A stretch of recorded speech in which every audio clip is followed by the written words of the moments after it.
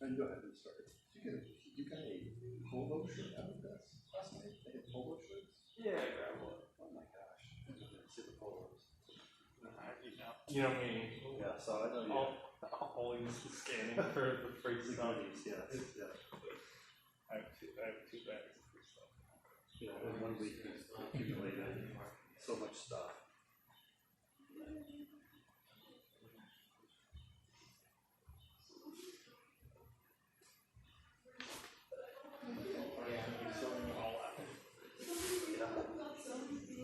I'd be interested to see how that electronic battery charger goes to. I grabbed one the first day and then grabbed one extra one Wednesday. I don't know if they're the same one. I got two chargers out of it. Usually they have on the garden stuff. I've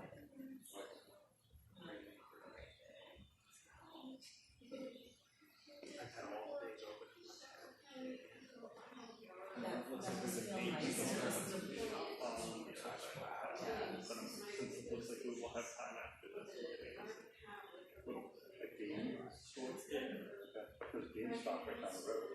No, it's like a board game store. Okay. Like one of those fancy, like a Phoenix something game. Okay. Yeah, okay. Gotcha.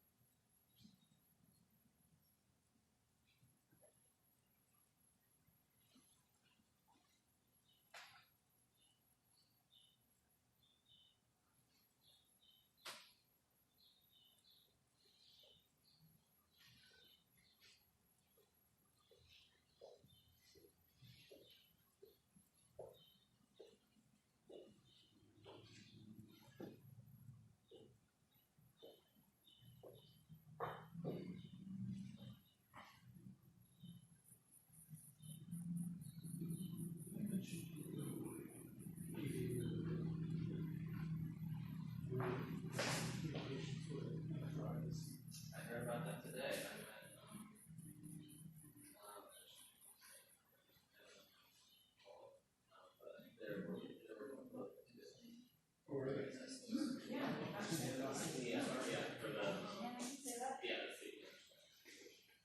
So that's great.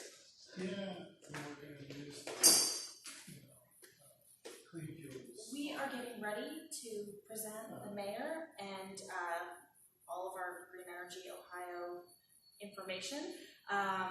We are just holding on a couple of things, so we have the live stream rolling, but we will let you know as soon as we begin. Thank you.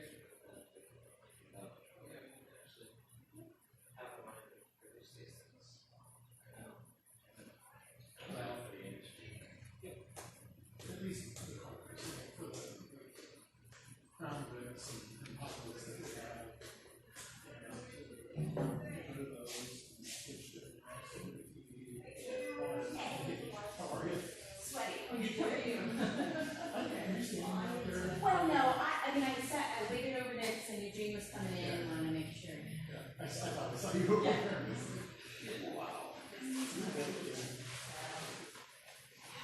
This is far more comfortable in here, it's like 900 degrees. Yeah, and you're about 300% another. Yep, pretty much. Hi, I am sorry I'm late. It's the sturgeon thing that I'm not used to. That's it. Well, you now can give personal testimony on how we need to build infrastructure. And I said that. Can I do a quick review? By all means, it's like right down this hallway and to the right.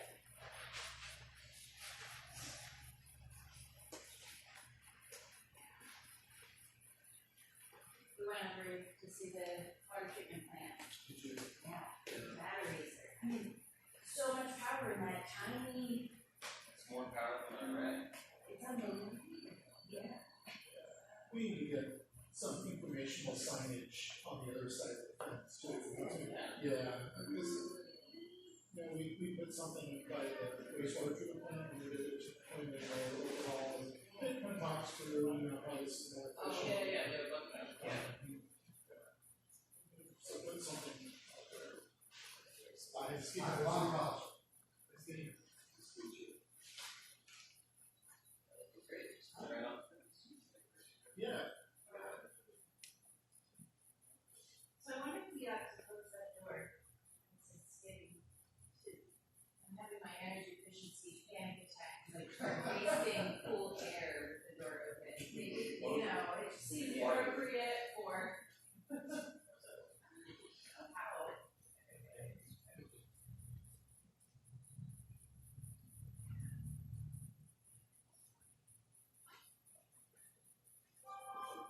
She had her in the restroom and she created. We can park and begin a conversation.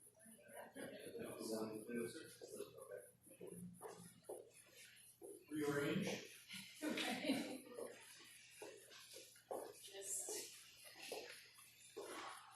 So is this one's gonna be live streamed, We are right? live streaming right now, yes. So it's been on there for 14 minutes staring at, No, okay. about 5 minutes. Okay.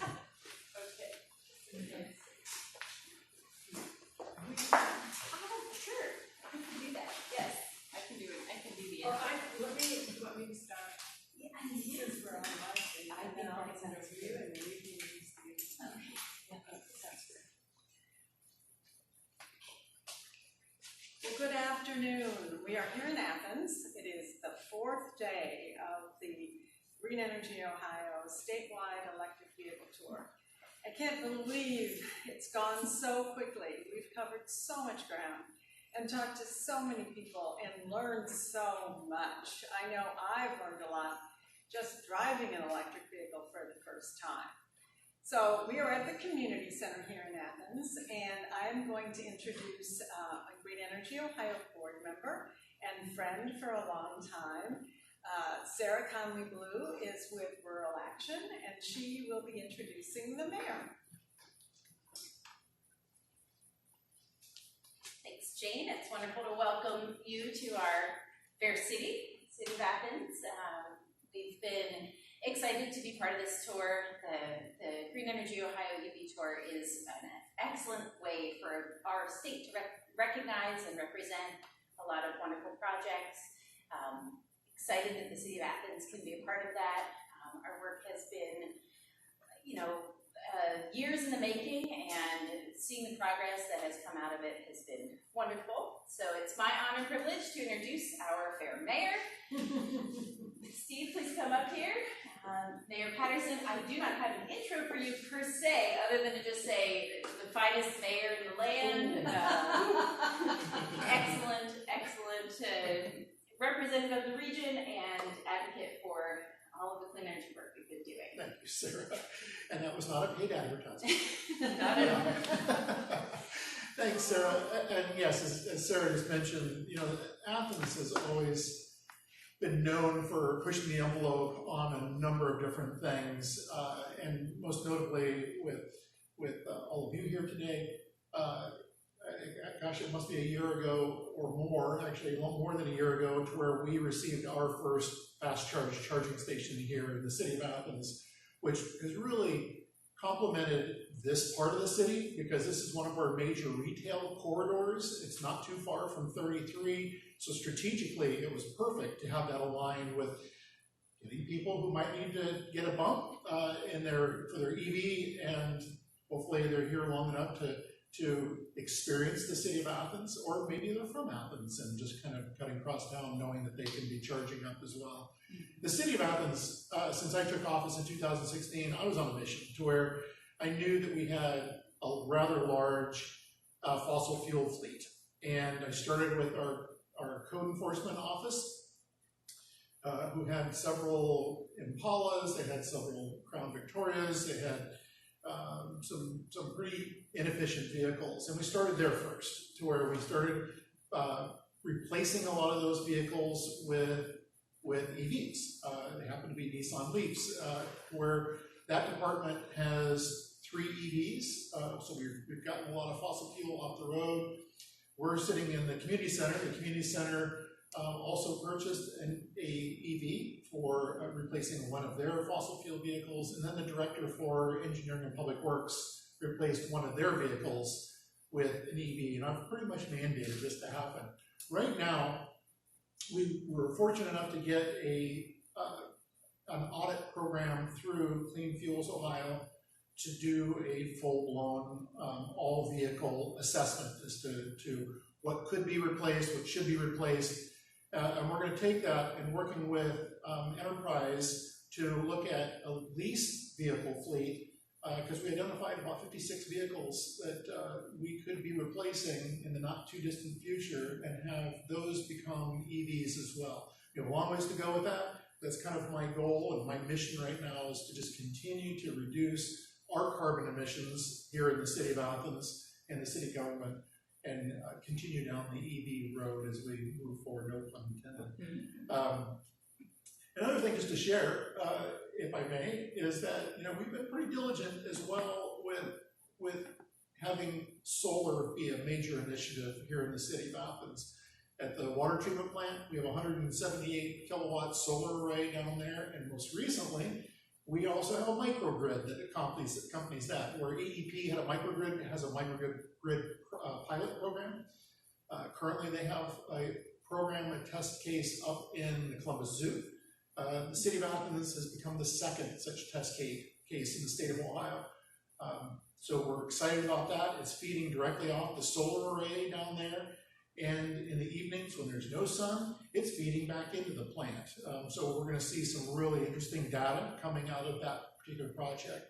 Also planning for a 2.5 minimum megawatt solar array, not too far from where we're standing right now, which would service the community center, the wastewater treatment plant, our second largest energy consumer in the city of Athens, and some of the other government buildings that are nearby. So again, more and more to come here in the city of Athens. But from an EV standpoint, like I said, I think we have big goals, big aspirations for doing the best that we can to have be good stewards of this planet.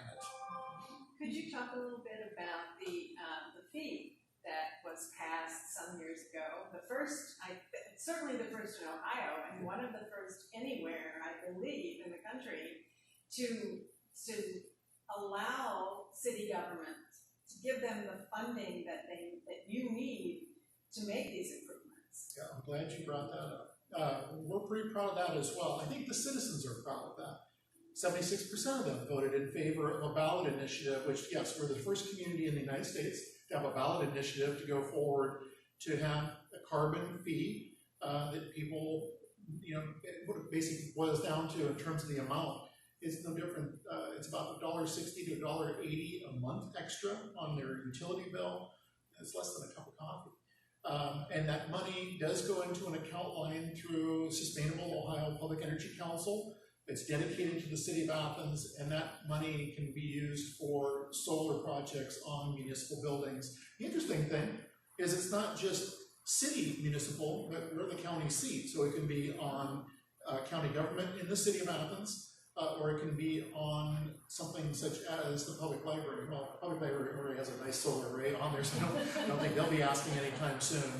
But no, this was a pretty big deal. This was passed in 2018, and we're pretty much on track with what we thought it would generate in terms of revenue, and it's one of the ways that we think we're going to be able to fund the 2.5 megawatt solar array is by using a portion of that allotment, or that fee.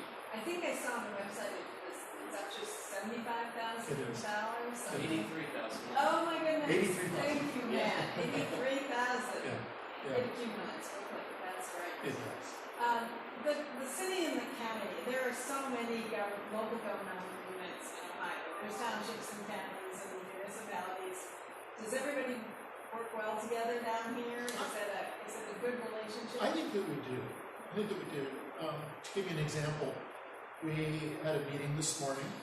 It's the Regional Planning Commission, and that meeting kind of speaks well what you referred to. It has township trustees, not all of them, but township trustees usually come. We have the county commissioners that are there. I'm there. County and city planners are there. And it becomes a space in which we can talk about challenges that are going on within the city or in the county, but also ways in which we can help each other. I don't think we're unique at all, but I do think that at this point in time, the county electeds, do work really well together. There's another group that I belong to. I'm the president of the Mayor's Partnership for Progress, which is the mayors of 18 Appalachian counties, going from Tuscarawas up north to Lawrence down south, all the way from Meigs to Highland County outside Cincinnati. And, that's another great example of, basically, I wouldn't even say bipartisan, it's nonpartisan. I mean, it's mayors coming together knowing that where the rubber hits the road, we've got to solve problems. But we also like to tout our successes. And so that, knowing the mayors that we just had that meeting today as well, is that, it goes beyond counties. I think that a lot of the Appalachian areas within the state of Ohio, the 32 counties that, by and large, they're all ready to roll up their sleeves and help when they can, throughout, from county to county. So those mayors are just Ohio, or is that a broader, are there mayors from I would love to see it grow someday, even though they're just the state of Ohio. Well, because I've been asked, where do you see the best prospects for clean energy, and I say at the local level, every time. And the private sector. I think a lot of private companies, corporations are stepping up. And that is great, but I think from a governmental perspective, I think that the local level is where the majority of the good work is being done right now. I agree with you. There is another organization that is worth mentioning, and it's Reimagine Appalachia, and that is a group where it is multi-state jurisdictionally. It is, and I'm just going to hit some of the areas. Mayor Peduto of Pittsburgh, Mayor Steve Williams of Huntington, West Virginia.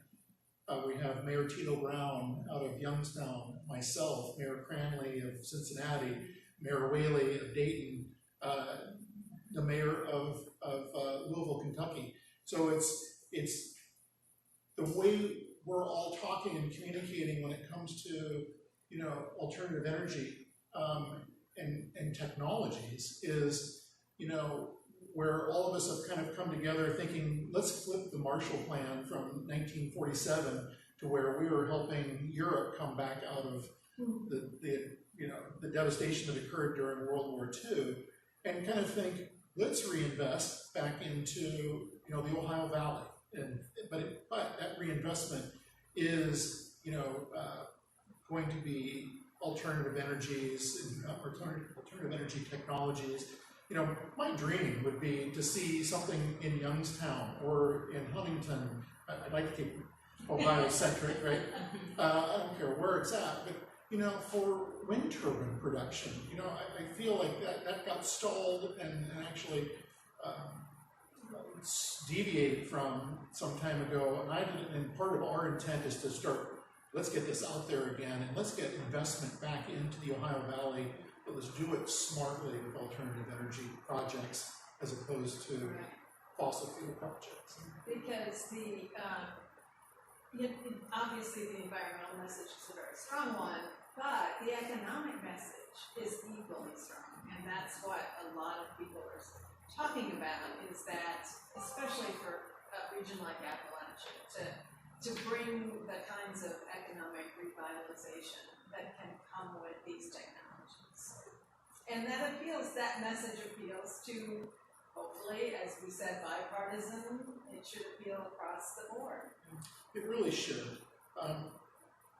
Something else to share that I'm pretty proud of is that with the Sustainable Ohio Public Energy Council, they were probably among the first to have, as an electric irrigation, one of the first to have a 100% green product that citizens could be using. And you're going to pay a little bit more when you're looking at price to compare, but the thing that people, I think, are pretty savvy.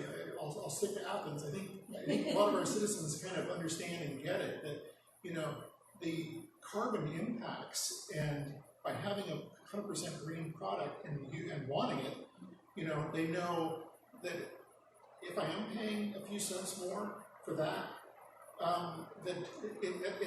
that's not the issue. The issue is you're reducing how many tons of carbon emissions by using something like that. And everyone in Athens, I think, or most people in Athens, they recognize that price, you can certainly monetize it, but I don't think they think of it that way. They just think, this is the right thing to be doing.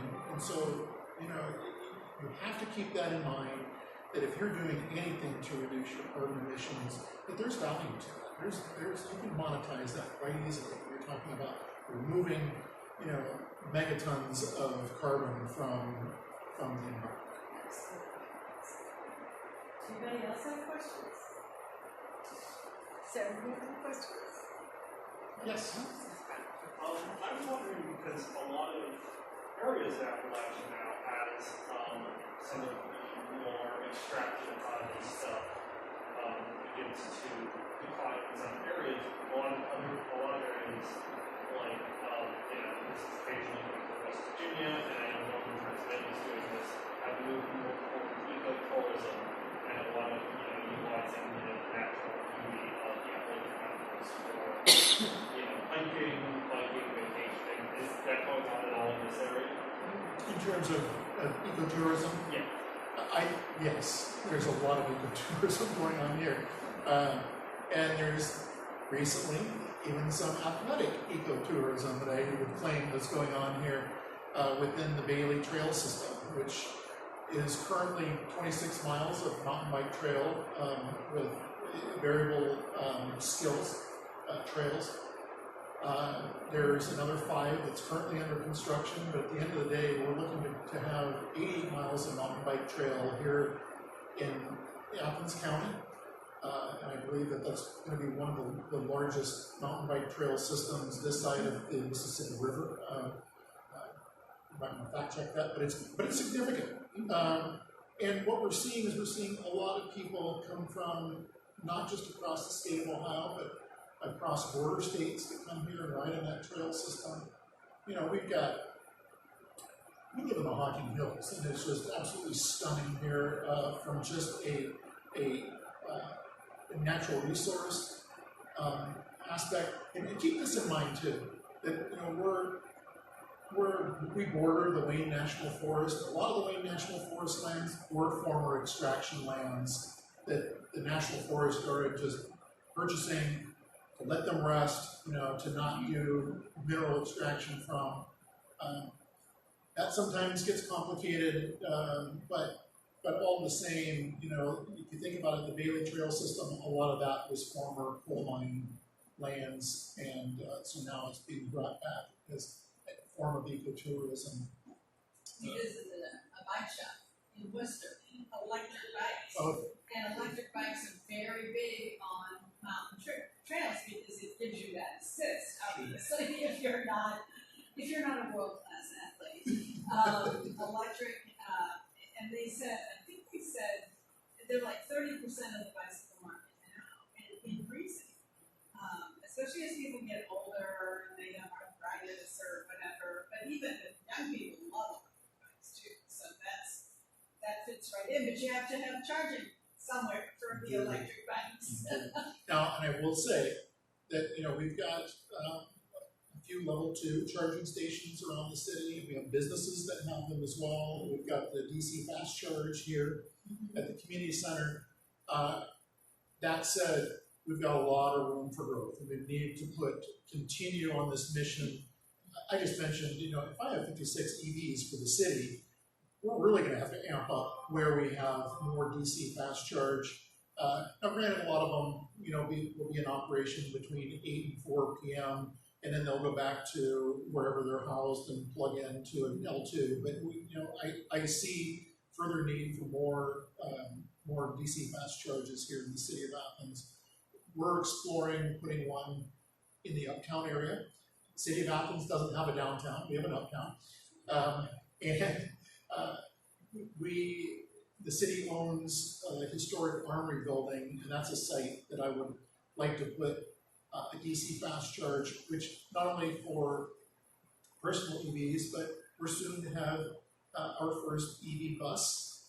And in talking with the Athens Public Transit, that particular site would work out well to where a bus could hop on, charge quickly there, and then get back on one of its multiple routes. Or, again, we've already told them that we can dedicate times during the day to where that bus can pull in. It would be the only vehicle it will use it for a time frame, and then once they pull off, then it's opened back up for public use. But we know that we need way more fast charge stations. What about the university? How is it? Do they embrace this as well as the community does, or have they not done quite as much? If I were to say whether enough, Carefully. no, and we're good partners with the university, and have been. I think our relationship with Ohio University and the city of Athens is stronger than it's ever been.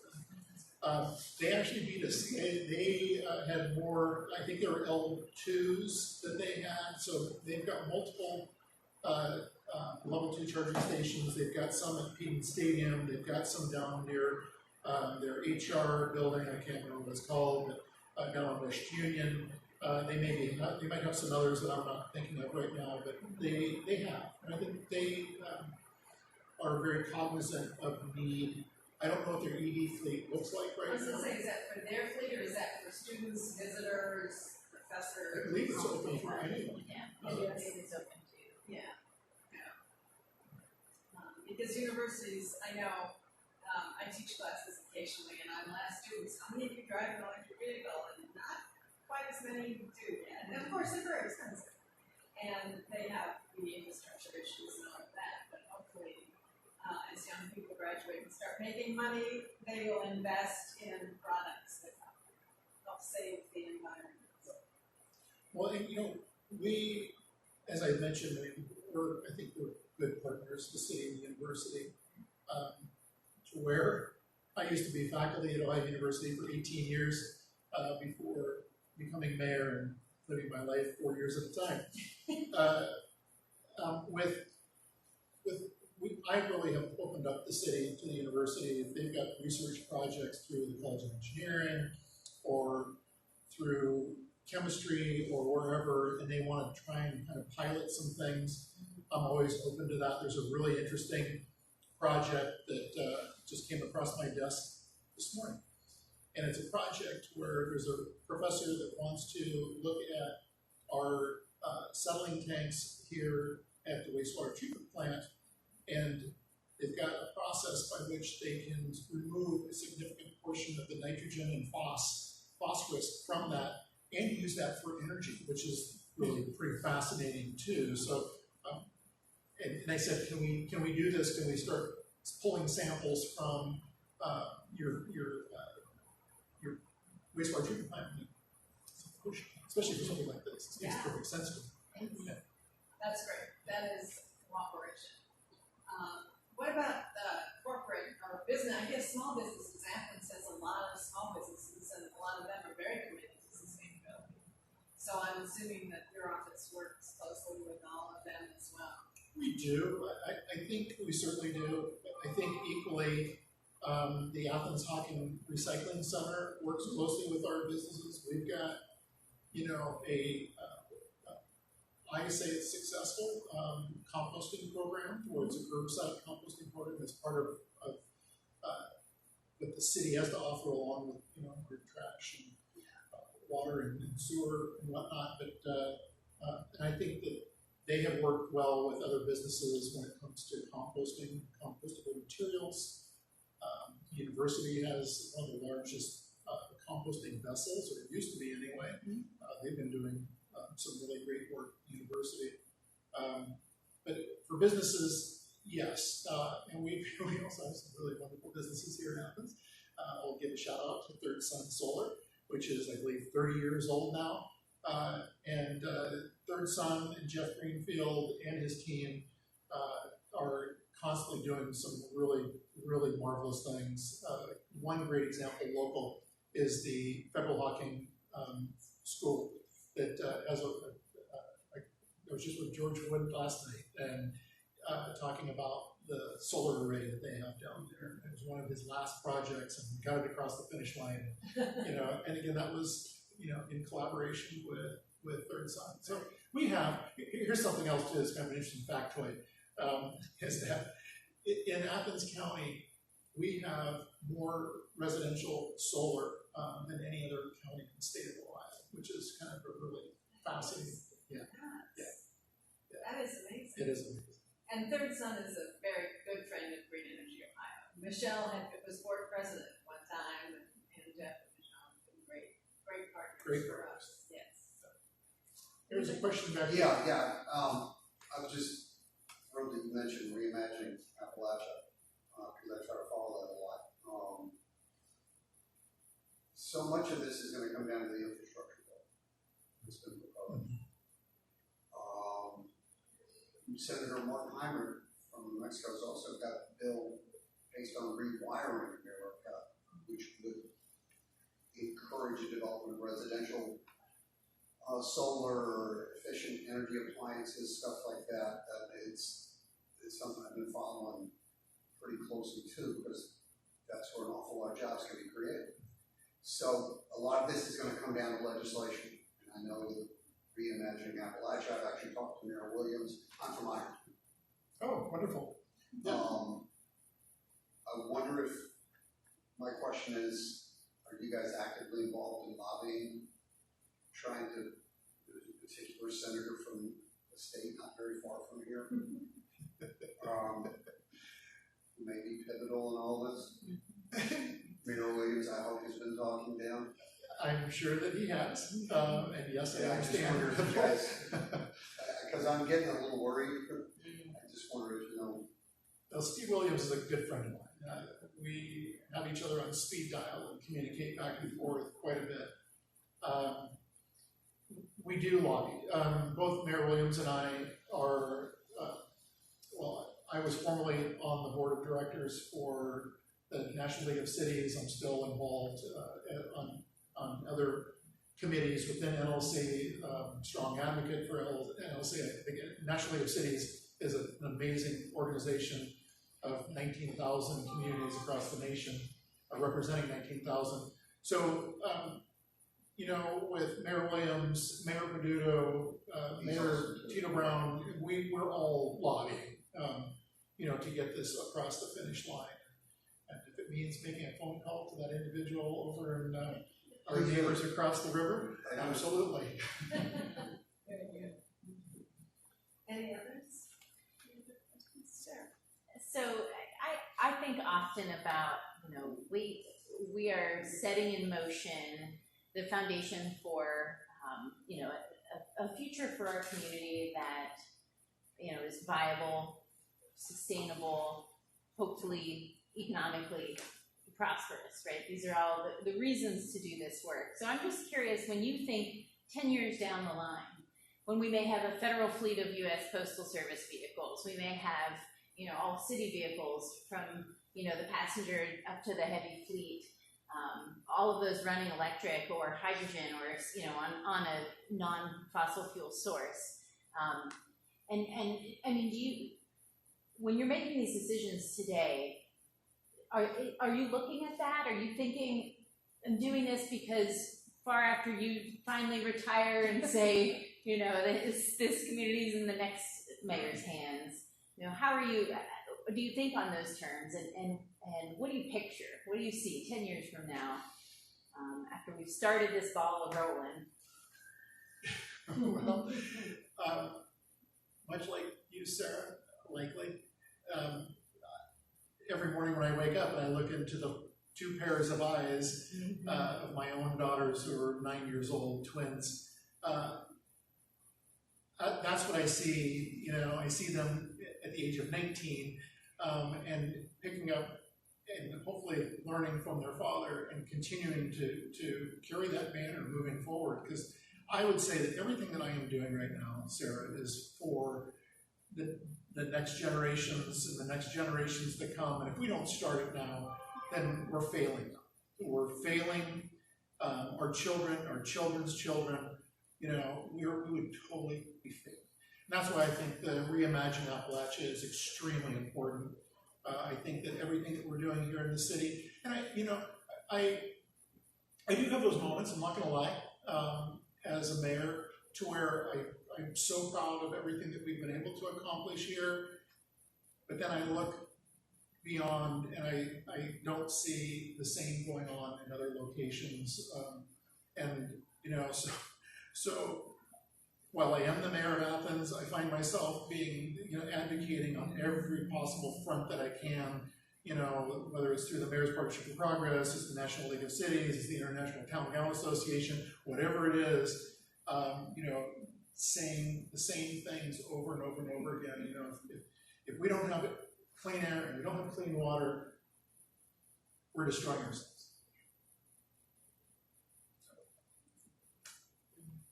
I want to thank you very much for being here. You are our fourth mayor. We heard from Mayor Whaley, Sure. and Mayor Cranley, and Mayor Weiss up in Shaker Heights. And it reinforces what I said earlier about this is where progress is being made at the local level with elected officials like you and who understand the need. And who are able, and you're able to articulate it to your constituents and to your partners. So thank you very much for being here. Thanks for having me. Thank you.